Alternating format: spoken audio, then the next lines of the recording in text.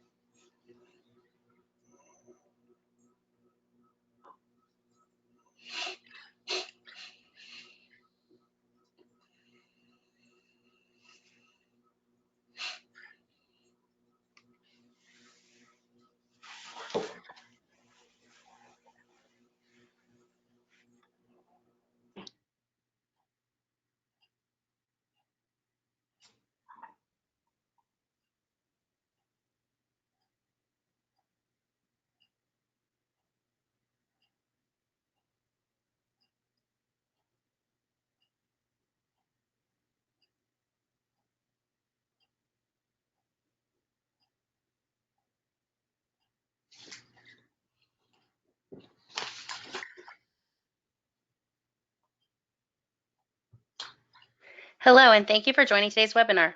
We are ready to begin. Today's webinar is eligible for one contact hour. Sigma Theta Tau International Honor Society of Nursing is accredited as a provider of continuing nursing education by the American Nurses Credentialing Centers Commission on Accreditation. The speakers and planning committee members have disclosed no conflicts of interest. To receive contact hours for this CNE session, participants are required to attend the webcast and complete the evaluation form, which will be emailed to all attendees approximately 1 day after the webcast. This webinar is being recorded and will be available via the Sigma repository within a few business days of recording. Following the panel discussion, we will have a question and answer session. You'll see on your GoToWebinar control panel that you can send a message through the questions feature. This is where you can type in any question you'd like to pose to the presenters. Be sure to hit send so the message makes it to us. To test out this feature, please submit the state or country you are from at this time. Now I would like to introduce our moderator, Dr. Matthew Howard.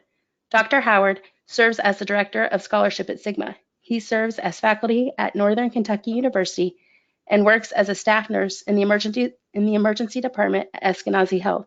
His nursing career has taken him from stretcher side nursing to academia and back. His clinical background includes emergency nursing, flight nursing, and trauma nursing in several leadership positions. Now I'll turn the presentation over to him to introduce our presenters. Thank you, Erica. Today we'll be discussing ways to stay positive and to stay in a positive mood when we are surrounded by negativity that unfortunately we all are around these times. We'll discuss actions nurses can take to express positive enthusiasm while at work, as well as ways to show that positivity. The panelists who will be helping us discuss this today are Dr. Renee Thompson, Dr. Kim Tharp-Barbie, and Sherry Clancy. We'd like to thank our panelists for sharing their time and their expertise with us today. Dr. Renee Thompson is the CEO and founder of Healthy Workforce Institute and works for healthcare organizations to cultivate a professional workforce by addressing workplace bullying and incivility. Dr. Thompson is one of only 26 nurses in the world who have achieved the Certified Speaking Professional designation, and in 2018 was recognized as one of LinkedIn's top 10 voices in healthcare for a contribution to the global online healthcare community.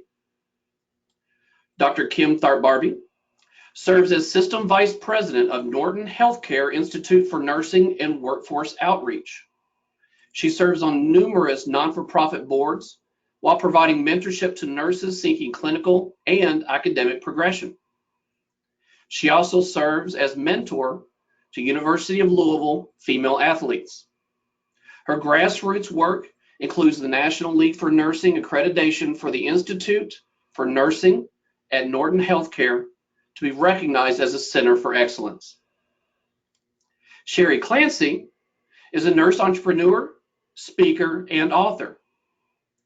She founded Sherry Clancy and Associates LLC, a coaching firm that utilizes hard science as a catalyst for soft skill development.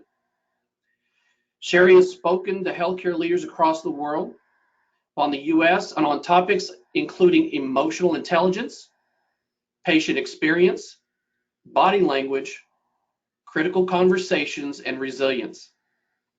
Sherry published her second book, Critical Conversations in Healthcare, Scripts and Techniques for Improving Interpersonal, Interprofessional, and Patient Communications with Sigma. Thank you very much, panelists, for joining us today. Thank you. Yeah, you're welcome. With that, we'll begin our discussion by discussing ways to remain positive and thrive among the bad and negative attitudes of others in this period of COVID-19. To do that, we'll begin listening from our panelists and hearing from the nurses that they have spoken with and that they have worked with. So, what are you seeing and what are you hearing from nurses in this time? Well, and I'll start. I have been talking with frontline nurses and their leaders over the last 8 weeks who are really dealing with this crisis, but it's not really from the, do we have enough PPE or how many ICU beds do we need? I mean, they've been reaching out, asking for help and wanting to talk about how to deal with the behaviors that they're seeing among their coworkers, or the leaders are reaching out and saying, and we know this in a crisis situation, we see the best in people, but we're seeing the worst too. And I think out there on social media, what everybody is, saying out there is that nurses are heroes and our healthcare professionals are heroes, and they really are. But they don't know that there's also this cloud of negativity that's happening in our organizations, and they're reaching out asking for help. So things like, we talk a lot about fear. I mean, not only are these nurses leaving the safety of their homes, they're going into a place every day that's putting them at risk.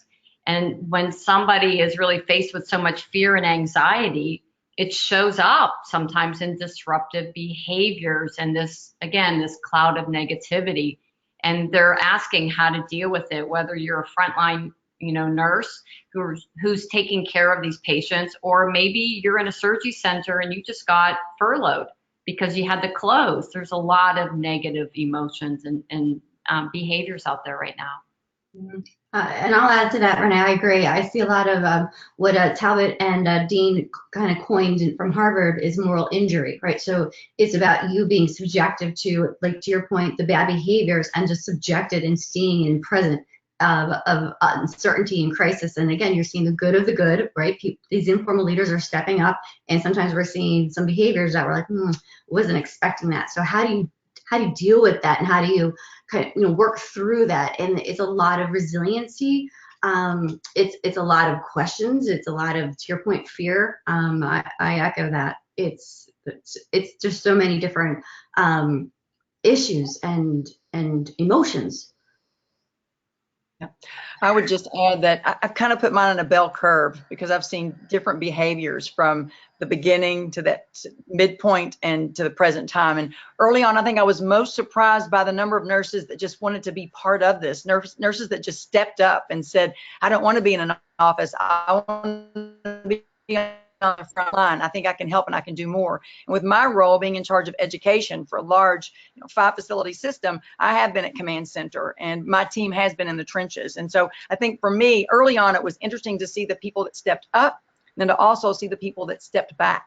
So as I called on retiring nurses that are PRN for us, right, that are always folks that step up, just kind of said, you know what, I think it's time for me to step back. And I think with that, as we had resource challenges early on, we saw a lot of the fear and a lot of the PPE questions and a lot of, different PPE, different places, and just fear of not knowing what we didn't know. I think at the midpoint, we began to see a little bit more exhaustion and frustration. The policies, the procedures, the protocols were moving targets every single day, and we just couldn't hardly keep up. We've been fortunate in the Kentuckiana region, and we finally had a little bit of a tapering off. And it seems like in the last few weeks, last couple of weeks, we've been able to redeploy some more expertise to the bedside. We've been able to give some folks a chance to recuperate a little bit and really just honor their ability to do some more self-care. So things are beginning to look a little better until today. We had another spike in the state of Kentucky, but I kind of look at it at that bell curve, and we've seen all different phases of behaviors and responses to the negativity, as you say, Dr. Thompson. Yeah, and I think we are seeing this sort of bell curve of emotions. I've had some of my clients who, one of them said, they're anticipating that we're going to need 140 ICU beds, and we only have 70. And they spend weeks preparing and getting all of these like shut down units reopened just to hold them. And then the most they've had in any one day was 12 patients. Or a pediatric hospital who said they were actually learning how to prepare to care for adults. Talk about fear. Like, if you work with adults, you don't want to take care of kids. And if you work with kids, don't give me an adult. Mm-hmm. And I think there is a lot of that fear of the unknown and changes happening so frequently. That was the one thing that a lot of the leaders actually said to me. I feel so bad because I huddle with my team and I tell them this one thing that we're going to do or some process. And then an hour later, I come back and I have to tell them, scratch that, we're doing something else. And there was a piece of advice that I gave them, and I think it's still relevant today, is that if you're in a leadership role, or maybe you're a charge nurse and you have to convey information, you first start by saying that we know that as things change, we get new information. That means we have to change what we do here. And you just have to expect that what I tell you right now might change in an hour. And here's the key. And I need you to trust that we are making decisions based on the information we have right now, based on what's best for you and best for our patients. So it's like, expect that it's going to change. And that, I think, alleviates some of that, okay, we're just going to expect it, instead of feeling like we're blindsided all the time by, oh, what? N95 always, now it's not. Now it's with this type of patient. I mean, it's just, yeah, it can be overwhelming. It is, and to add to that level of complexity is the fear of, do I even have a job tomorrow? What if I'm working in a clinic, right? The furloughs, and that adds to that other level of fear of, okay, there's one that, okay, I'm subjecting myself and my family, and then there's the other fear of, do I even have an option? Right. Yeah. So. I think you said it well. I had made some notes earlier and was just thinking about how stable and trustworthy leadership during crisis makes for a smoother operational management and transitioning to what our new normals may or may not be. I mean, we don't know what our new normal is going to be, but I do think that stable, trustworthy leadership is imperative to what those new normals are going to look like for all of us. Absolutely. Yeah, and that's going to test all of our ability to be flexible, adaptable, open to change, opening to things that perhaps we were so regimented with, right? Structure, we all like structure. And now, I mean, I have 3 kids at home in high school that they're doing online school, and we're all trying to find that balance, if you will. I use that word lightly, but yeah, it adds to the everyday, oh, what are we facing with today? It changes minute by minute.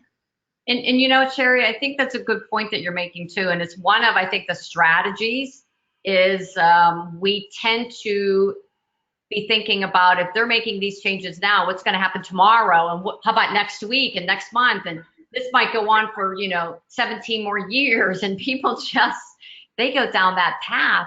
And I try to remind people, focus on what you can control today. Today we're okay. Today we have what we need, and it's easy to go down that path of worry of what the future is going to bring. And I'm not saying stick your head in the sand and don't take a peek. However, especially when you're on the front line, that's what you got to focus on, that patient right now. And I think by doing that, it really helps you to feel some sense of control over your life in an uncontrollable world right now. Yeah, I agree. It goes back to a lot of the research that I do on the power of gratitude.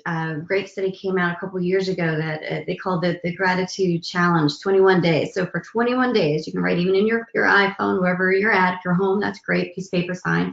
But they say to write down 3 things that you're most grateful for every day for 21 days.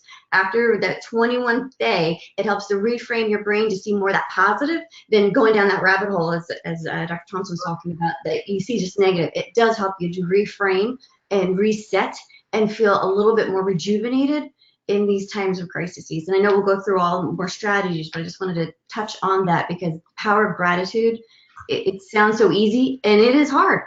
It is a challenge to remember to write it down. Right here, every morning, three things I'm grateful for. Me too. I was grateful this morning to wash my hands because I thought about how many times, again, hearing people that they didn't have hand sanitizers or people are actually stealing the hand sanitizers. I'm trying to get the soap and water and I'm just washing my hands.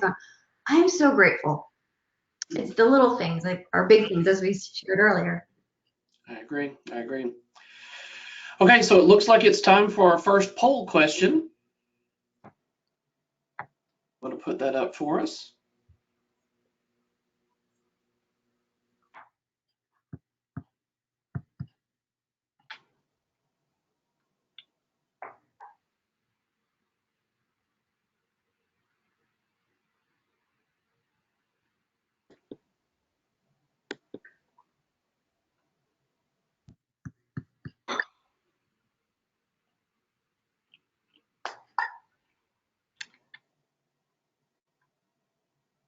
All right.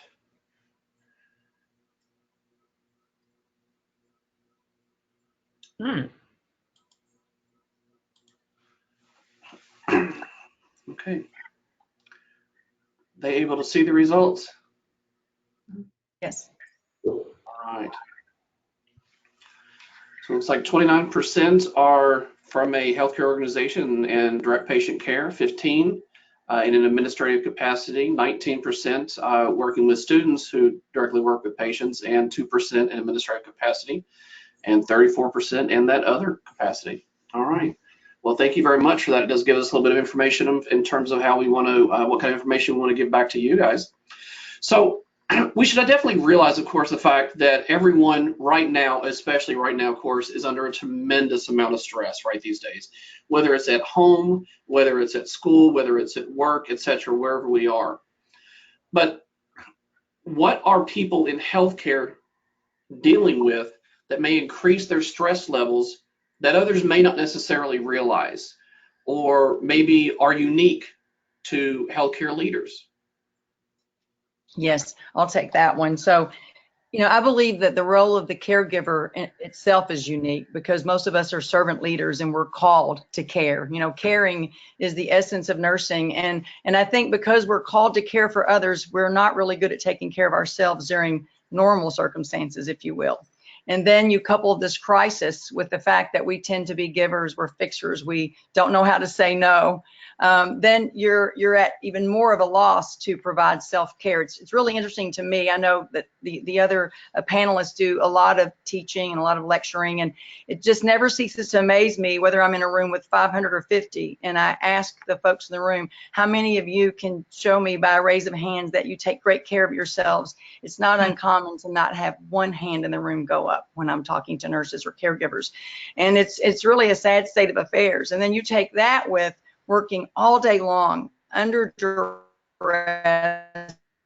maybe in scarcity. We tend to, and we'll talk about that with strategies, how to maybe focus more on sufficiencies than scarcities. But right now there are scarcities. And then we go home and we still have those same things to deal with that others that aren't healthcare providers have to deal with, like perhaps our children need homeschooling, or we have aging parents to care for, or we still need to prepare meals, or maybe we're a single parent, or we have animals to care for, but we're challenged and there's just not enough gas in the tank. So I think we struggle during normal times to take care of ourselves. So I think that's what's most unique, is now we're even more challenged to provide self-care, and you can't take care of others if you can't take care of yourselves.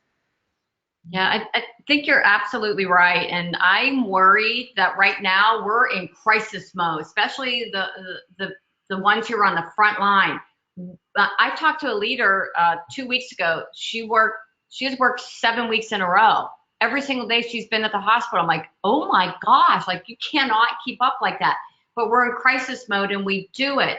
But what's going to happen is I'm concerned about the after effects of this. And if we don't start doing and taking actions now, the after effects are going to be devastating, I think, to our profession and to overall healthcare. And, you know, I can't help but laugh sometimes though when I think about all of the things that are out there again on social media about people being so bored at home that they're coming up with these bizarre games and the haircut memes, and quite honestly, they're funny and I laugh, but I know the people on the front line right now, they wish they were bored. There's no boredom because they're running at full steam ahead. And again, your point is so well taken. How many of us actually would raise our hand and say we're taking care of ourselves, especially now in this crisis? I think it's a big concern. I think we have to also think about the guilt that might be unique for us. So guilt because we can't provide those great human interactions when we have goggles and masks and gloves and gowns. You know, guilt when we don't have the resources that we necessarily need to provide the safe care that we would like. And I think that's not true in maybe most cases, but we have that caregiver guilt that we can't do enough. We can't be there enough. We can't be present enough. And then we go home and we feel guilty all over again because we can't be enough or do enough when we get home. Or even if you're working from home, or even like myself, I think of, Sherry, we're nurses. When this all happened, I actually said to my husband, I feel guilty right now that my colleagues are out there putting themselves at risk and I'm in the safety of my home. And that's another negative emotion that more of us are feeling and people don't realize it. I mean, I took an oath. How many of us took an oath? And even if you're still in the hospital, but you're being sort of forced to work from home and you know your colleagues are putting their lives at risk. I mean, talk about, emotion. Like guilt is a powerful negative emotion. And that's a good point. Sherry or Renee, could you guys give us a little bit of more information on how are you dealing with that guilt? Because I do know that is something that, as I have talked to several nurses, they do feel that guilt that they're not there helping, right? They're not in a hospital. That's just not their setting. That's not their part that they're playing right now in the area of healthcare. But what are some ways they can get over, if you will, that guilt and feel they can still do something? I don't know if it's even getting over, but I have to say from the research that I'm doing and trying to talk with people is, first of all, say you're not alone and it's okay, and to recognize it and to understand that I have to work through this, and it's not about winning the race or getting there. It's about dealing with your emotion, being aware of your emotion, and then again, finding your resources, which we'll talk about some strategies and such. But I think the biggest thing is just to know that you're not alone, because I think a lot of us are afraid to admit it. Yeah, and it's a really good point, and trying to remind people that even though, and we've been saying this, even though we're not physically with you, we are with you. And, from a company perspective, my company is all about addressing bullying and incivility. I am not going to focus on that during the crisis. I mean, and we as a company had to sit back and say, okay, what can we do? And we just completely turned everything around and thought we can support them. So we did a 30 days of kindness, coping, and caring initiative. And we reached out to all our communities and our clients and the frontline and the leaders and just made ourselves available to them and I almost felt sometimes like we were hitting them over the heads with positive messages and support. And anybody can do that virtually. Anybody can do that. It doesn't require you to be on site. So I think each one of us can take a look at, I may not be next to you in isolation, gown and everything, but there are some things that I can do to support you. Even if it's just texting somebody to say, I care about you, call me if you need me, I'm here. Mm-hmm. You know, I think the other thing that may be unique for our profession is that a third of us are between the ages of 50 and 64. So that in itself presents a unique challenge for our workforce. And a number of us have comorbidities to boot. So again, it just goes back to the importance of self-care, because we ourselves are a high-risk professional group today. Yeah. And a lot of times we don't take that moment out. Sometimes when I'm talking to people, I'll do the moment of tease, and I'll do it with you right now. How many times do any of us wake up, as soon as you get up in the morning, you go into the bathroom and you look in the mirror and you go, wow, I'm beautiful. You're like, all right, oh my God, right. So, but what's what we do? We beat ourselves up. It's like, how do we promote that positivity? So one of the things that I do even for my own kids is I'll put post-it notes, but just positive affirmations, such as I am strong. I can do this. I will have a great day. Like just those small little pieces, again, from that guilt standpoint, when you find yourself going down that rabbit hole and spinning down, take a moment. I will, I am, I can. Simple things can actually really, transform the way you look at things and see more of that positive. So it is time for our second poll question real quick for everyone.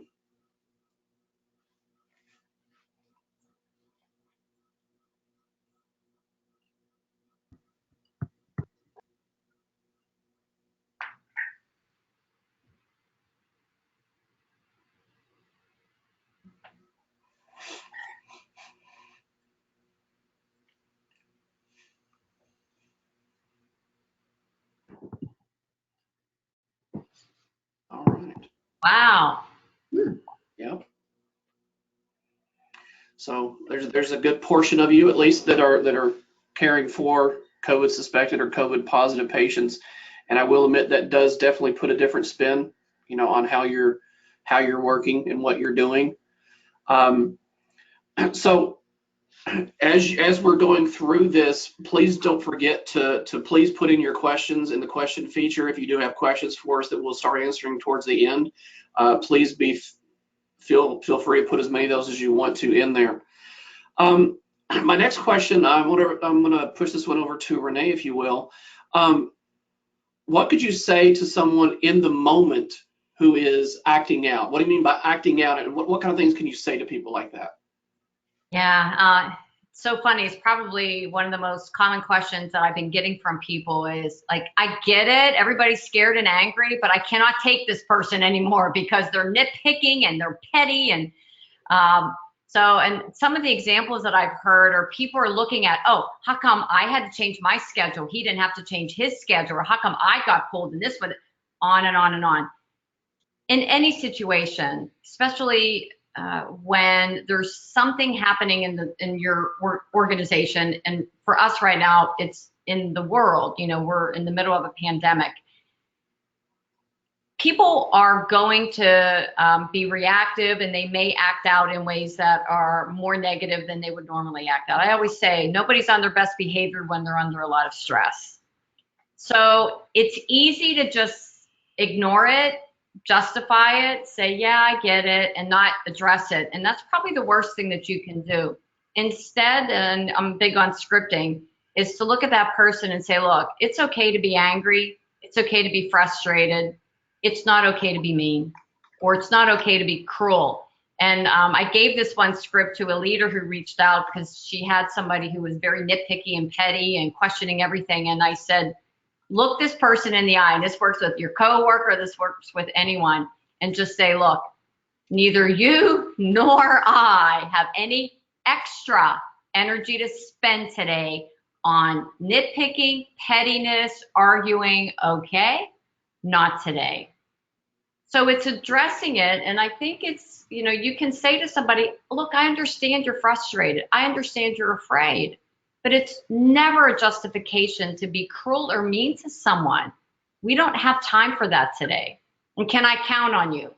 I like to throw that one in. Can I count on you to step up and be a professional and to communicate with respect, despite the fact that you're going through this?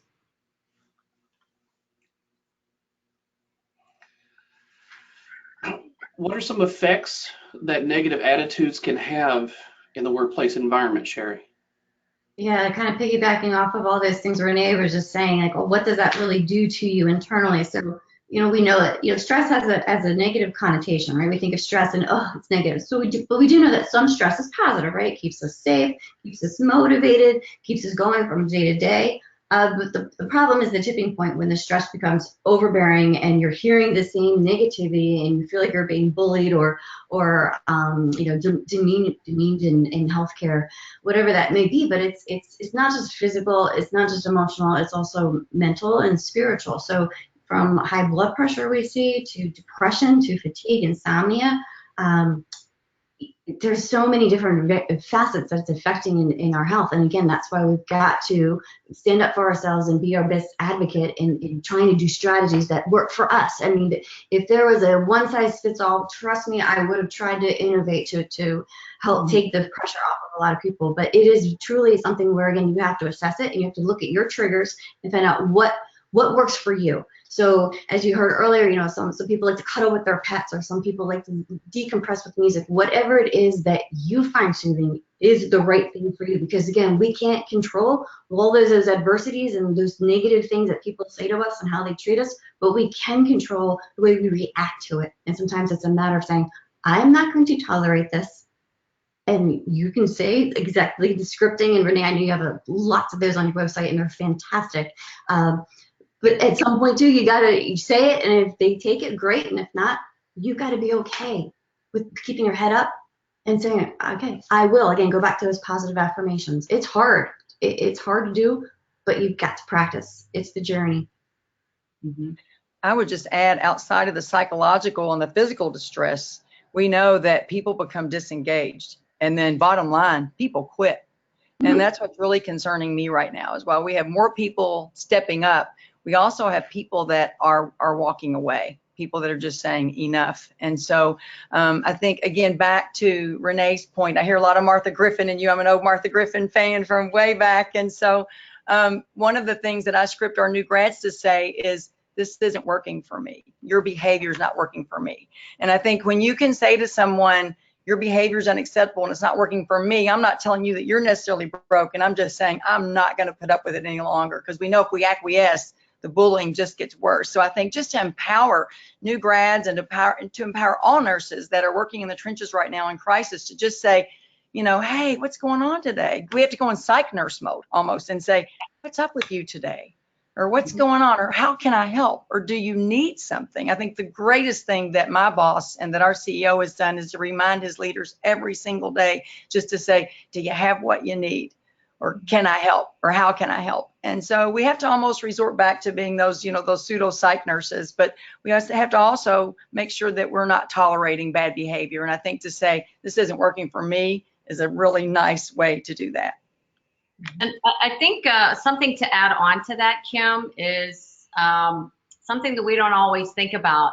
We're having a conversation right now about what if somebody's being really disrespectful to me, but more often people are witnessing other Absolutely. people being cruel to, could be a nurse being really cruel to somebody in a supportive role, physician being cruel to a nurse, experienced nurse, new nurse, student nurse. Yes. And I always say the number one most powerful strategy or intervention to stop the cycle of bullying is for the witness to speak up.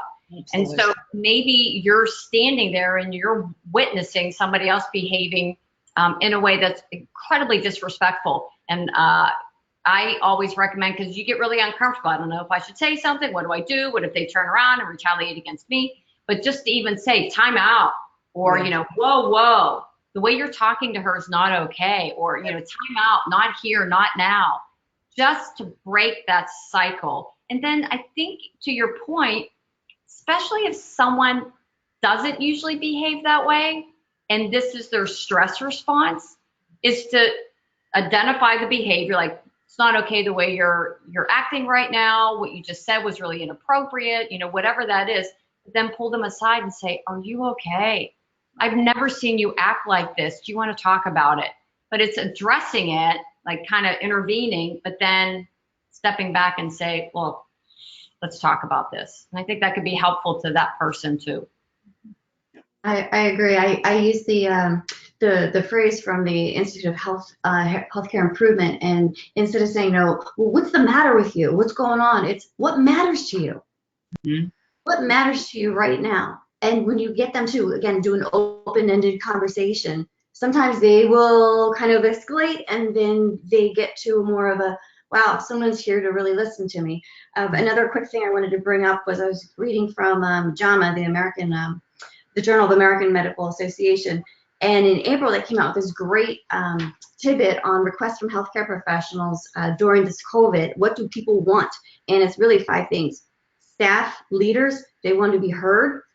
They want to be protected, right? So we are here, again, talking about letting people kind of vent, and then again, putting your boundaries up, right? Protecting them, giving them the equipment that they need, preparing them, educating them, remembering how to put on the bunny suit, the donning the masks and all those good things, supporting them, again, giving them outlets, giving them resources, and finally caring for them, being holistic about it, understanding that people are going to have bad days and they're going to drop and they might cry, and just putting your hand on their shoulder or their arm to say, I'm here with you, whether we're right there or we're virtual.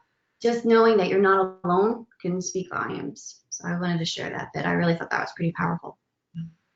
Oh, I definitely agree. I definitely agree. And that actually helps to lead us right into our last poll question for the evening.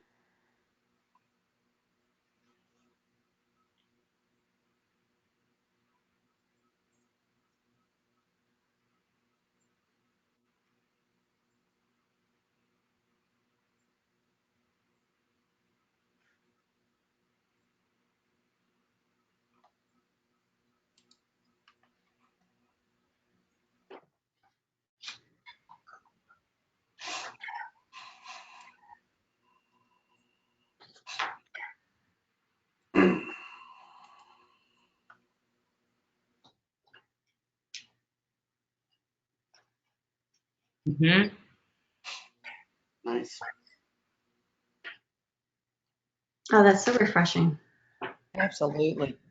Renee, do you have any comments for us on that one? Oh, yes. Throughout the last 6 to 8 weeks, talking with a lot of people, I have seen that there are 2 camps. One is, they pull together and we're a team and we got this, and everybody puts aside their grudges, any issues that they have with each other, and they come together. And then the other camp, they fall apart.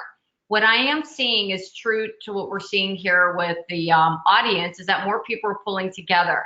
And this is what I want you to do. First of all, I've seen this in every single organization that I've done work with, every single department that is struggling with behavior. When there's a crisis, like labor and delivery, a mom is in crisis and everybody has to get in there and help. Oh, everybody puts aside their grudges and they come together as a team to save those lives. But then it's after that people fall apart and they start the nitpicking and the pettiness. So we want to make sure that if your team pulled together throughout this crisis, that you stay together when it's over. And here's something that I want you to do as a group. You got to get together, and you got to do this over time too. It can't just be one time. You need to be asking the questions. What did we do?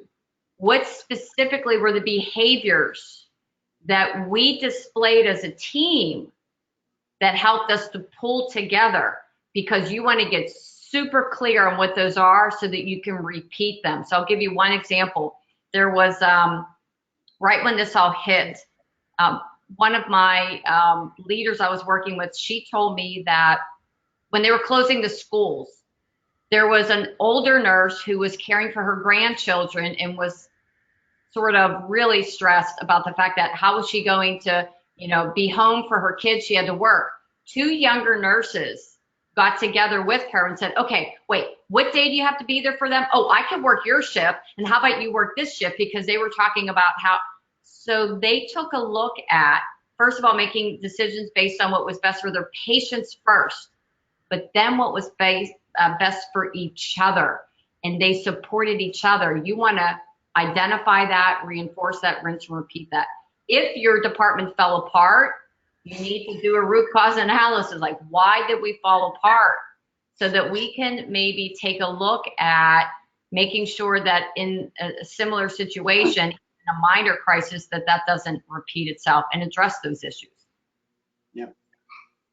Yeah, I would just ditto that. Certainly what I've seen is most people have done the right thing and things that would lift them up and to enhance their own spirituality. You know, you have those few that are doing things maybe to be noticed or maybe to increase their power base. But I'm so pleased to say that within our organization, our CEO has done a really nice job in leading every day. And I know maybe a lot of CEOs are doing this, but with daily communications, with videos, and with access to chaplains 24/7, and with access to hotlines and PPE questions, and with access for emotional support.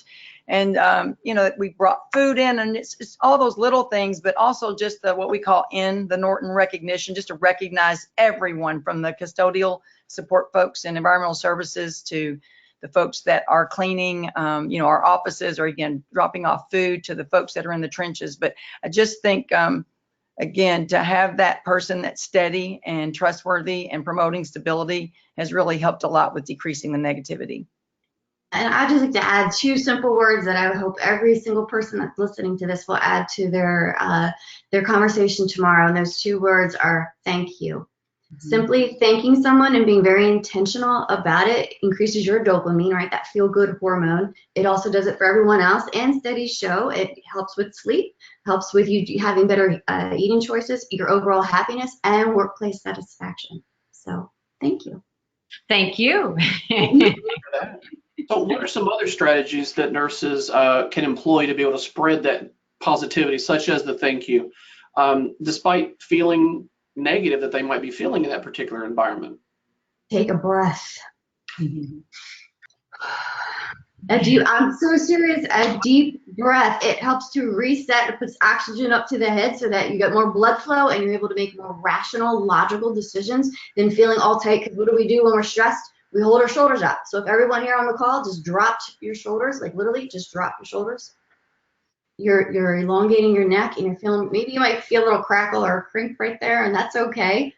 But that would be one of my biggest, again, tips and strategies when you put that hand. I do platform patient satisfaction, patient experience, and I always tell my caregivers, I call everybody in healthcare a caregiver because that's what you're doing. When you put your hand on that door to open the door, take a breath, people. We know, right? We can feel attitude. We can feel presence. When you take that breath, put your hand on the door handle to open up to go into the patient room, you appear more refreshed, which makes the patients more relaxed. Renee, what are your thoughts? I think mindset definitely does influence behavior. So I think, Sherry, you're absolutely right. Whatever it is that you have to do to center yourself, to focus, and just to be more on, if you will.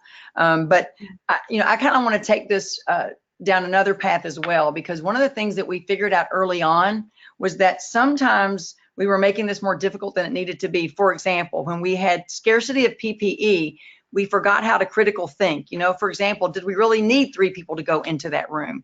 So I love that you said take a breath, because what we really try to encourage people to do is don't forget all of those common sense skills that you've acquired. Don't forget how to critical think and say, wait a minute, before I garb 3 people up to go into that room, do 3 of us really need to even go into that room? So just trying to take a breath, rethink, look at different, care models, be a little bit more creative. But then on the flip side of that, what we can do personally around just scripture and our faith. And I'm, again, very fortunate because we come from a faith-based organization where everything every day is about, just keep the faith and stay safe. That's our motto, is keep the faith and stay safe. So whatever it is that you have to do from a scripture perspective to bring yourself that strength to deep breathe and to get through your day and to be able to help and serve others.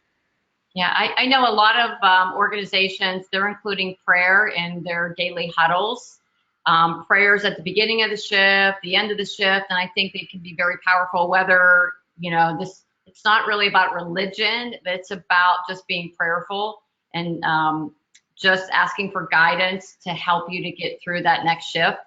And there's something else that I want to add to this, and that is starting with an understanding that we're influenced by everything we read, we see, we hear. And I know myself, there are people in my family, in my community, some of my friends that are constantly watching all of the news and all of this negativity. And they say just 3 minutes of negative news in the morning can increase your chances of having a bad day by 27%. And so, and I know myself, like when this all happened, I mean, I have a company that requires me to be in front of a lot of people and get on airplanes. My dad's like, you're going to have to close your company. We're going to have a depression. And I actually had a little mini panic attack. Then I'm like, okay, wait a minute. And from there, what I did was I started setting boundaries and limiting the amount of negative exposure that I allowed myself to experience. And it's not sticking your head in the sand. It's being very mindful how much negativity you're going to allow yourself to experience. So here's one tip. Please, on your way into work, do not listen to the news. Listen to music that you like that makes you feel good. How about just silence, okay? And maybe say some prayers in your car. But avoid the news on your way to work and avoid the news on your way home from work, because on your way home, you want to center yourself so that if you're actually able to be with your family, you're present with your family. So limit your exposure to negative news and negative people, and do then the opposite. Spend more time watching inspiring videos. Like seriously, now's the time to watch funny cat videos. It's okay. I actually encourage it. And some of those memes are hysterical and they make me laugh.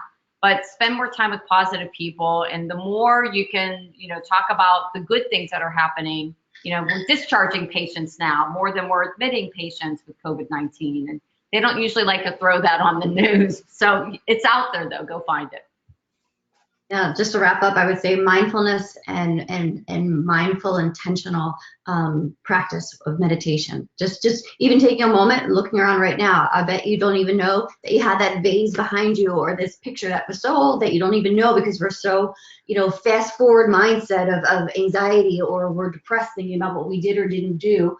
To be present and mindful is huge in resetting and reframing the positivity. And a lot of these things sound easy, sound simple, but we have to take the time to do them, right? Yep. We actually have to think about having to do that because of the stressful environment that we're in. So one of the first questions that we have from the audience, and I think, Kim, you kind of started to talk about this just a little bit earlier. What advice would you give to new grads that will start working in this environment soon? I think that's a great question. And we have 174 starting in June, and that's actually part of my role. And so one of the things that we've recently done is we've moved everything virtual, and we've put a pre-test in place, or a pre-screening, if you will, so that we know exactly where they are. Someone said earlier, meet someone where they are. It's so important right now that we meet our new grads where they are. We understand where they have deficits and where they're totally competent or they feel confident to proceed. So my advice would be for them to do the same thing that Sherry said, take a deep breath, rely on your preceptor, we have lead educators at our place. Most people have an education department, but just be really aware of self-awareness. Just be aware of how you're feeling, any of your fears. Focus more on what you know and be confident than what you don't know, because whatever you don't know, you're going to have some great resources. You're going to have people to ask. So I would just say breathe, take it one day at a time, and trust, and know that that there are people there to help you, and don't be afraid to ask for help. That would be my number one thing, because we're not great at asking for help. Nurses think that we can just do it all, fix it all, and we don't like to be, we don't like to seek help. So that would be my number one piece of advice, is just don't be afraid to ask for help. Yeah. And if I could tag on to that, I would say for every new grad to do just a bit of self-reflection and think about after their day, what was that good day too? I think it was Renee that pointed out, be very intentional, very specific on what was it. So when you crystallize it, it becomes more of a habit than more of something that is so far-fetched that you're reaching for. It just becomes part of your daily behavior. So think about what would make a good day. What was those behaviors, and what were you proud of? Again, be intentional. Yeah. Definitely. That journal would be very helpful. Yeah. Another question. How do you find time to give to others when you may be caring for outside of the clinical setting, at home or something like that? Because as a nurse, we're always expected to kind of put our feelings aside, right? Just to do the job. And I know as an emergency department nurse, that was one of the things I was taught initially, right? Was you don't leave your feelings at the door because you've got to take care of this particular patient. You got to take care of these people. You can't get that emotionally involved. How do we help nurses not to have to do that? I think it's part of being empathetic and putting yourself in somebody else's shoes and forgiving yourself. Because it sounds right there almost like somebody's like, oh, I'm not doing this, I'm not doing that. But what are you doing? Again, reframing your brain to think about what you are doing that's positive. Even thanking someone mentally in your head, again, will stimulate those good hormones, the dopamine, the epinephrine, all those good things. We have to be less, I think, what's the word I'm looking for? Less negative on ourselves, because I think, to your point, that's what we do. It's always, we're not enough. And sometimes we need to be grateful and just forgiving in our own day-to-day. And I will add just a little bit to that, because I'm not really sure that this answers the viewer's question, but I think just the nature of what we do as nurses puts us at risk for always feeling like we've not done enough, that we can't help everyone. I think just having that service mindset that we are there to serve. I always say we're inconvenienced every day we come into work, because the whole nature of what we do as nurses is to serve other people, and many times these people are strangers. So I think it's recognizing that you're probably going to have a part of that. The problem is when you let that define who you are and you beat yourself up, like Sherry was saying.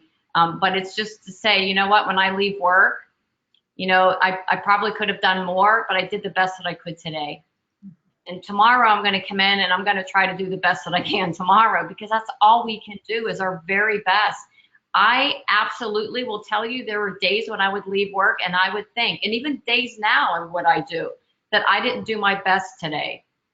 And so I'm like, okay, if so tomorrow, what could I do better? So again, like Sherry said, it's not beating yourself up, but just identifying, I'm probably going to have some of those days that I'm not so great, and that's okay, but it's what I do the next day that counts. I want to take off on something that Matt said, because I think that at least I know my generation was raised to not show fear and pain.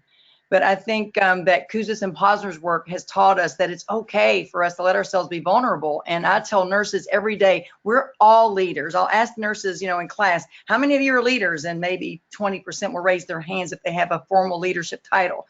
And I'll tell them, no, you're all leaders, and you all lead very important patient care initiatives, life-changing initiatives every day. But because you're leaders, it's okay to let yourself be vulnerable. Sometimes we have more strength because we're sharing our vulnerabilities. And I think that patients and those that we work with appreciate that.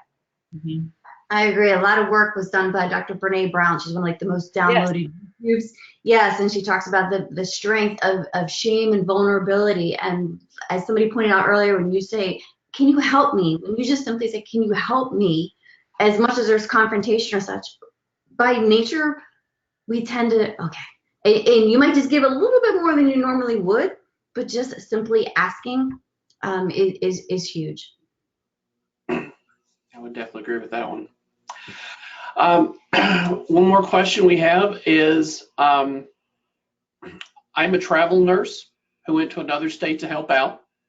Thank you, by the way, for doing those kind of things. But now that I'm here, it's very stressful. Mm-hmm. The nurses are great and helpful, but I feel like a fish out of water. I get a different type of stress, right? How do I handle this kind of a situation? Wow. I was talking to one of my leaders who said, it's like a war zone here in the hospital. Literally, the military is here. I mean, it's bad. And, and everybody's out there talking about how, I live in Tampa, Florida, and there was a whole group of nurses from this area that flew up to New York City to help when this all happened. And, even though you're being recognized as the heroes there, and there's a lot of, like we were saying before, food, and people are really supporting us, it still can feel very isolating, I'm sure, especially now you're in all these isolation gowns. It's even more isolating, and you don't have that human connection. And so I don't know if this will help, but even just talking to someone who knows exactly what you're going through, if you're a travel nurse, I'm sure there are other travel nurses right now who are going through the same thing. And just to be able to connect with somebody and name what's happening with you, like, this is what I'm feeling right now. I feel isolated. I feel this, I feel that. Do you feel that too? And I think just to get some validation that that's normal to feel that way, I think can be incredibly powerful, that you're not the only one feeling like this, that many people are feeling the exact same way. It's kind of like, okay, I'm not the only one. And then, I think that'll help you to lessen that, but I don't think that'll completely go away. I don't think there's anything that'll completely make that go away until this crisis is over and you can go back home. I really appreciate that question and made a mental note to get into work this week and figure out what's happening with our traveling nurses, because they do need that support. And again, I think that we have a professional and ethical responsibility to make sure that all of our employees get what they need. And I could definitely see that this would be a time when they would have a different set of needs. The other thing I'd just like to mention along those same lines is just the importance of mental preparedness. And I don't know how many of us found ourselves with a good, strong mental preparedness coming into this, but I'm really hoping that this becomes a formal part of nursing school curriculum now. I'd really like to see academicians and practitioners really join together to say, what have we learned from this? And now what can we lift out of this and jointly put into nursing curriculum so that it becomes a part of what we do every day and it's not always crisis oriented. Yeah, and I think I'm hearing a lot on, just self-confidence, right? As a travel nurse, you are the subject matter expert. You come in with that level of confidence and tell yourself that more than anybody else. It's not like you have to know it all and do everything yourself. Ask for help, but come in with that confidence. And then also, I think it speaks to our profession's duty to help build strong mentorship programs. Aligning yourself with a mentor, somebody that's not your preceptor, right? Somebody that you can say, hey, I haven't done an IV, or you're something you're really comfortable with sharing, that you can do that without feeling like you're being marginalized or graded or on some competency assessment form. You need just an outlet. So I think mentorship can really be developed better. It could be virtual. We're working on that model right now. So maybe that's what that traveler nurse does. Call a friend first and foremost. Call a friend, or call that virtual preceptor. Call that person that was a part of your journey 5 years ago that always made you feel better. But I think we can't underestimate the importance of just reaching out to people that make us feel better during these horrific times. Yeah, definitely agree with that. All right, thank you very much to our panelists for your information, for the conversation. It was very helpful, I think, for all of us to kind of get that information and to get the ability to know that we can do some of these things and we can take care of those things. And also a big thank you to our Sigma team for your assistance with setting up this discussion. Thank you very much.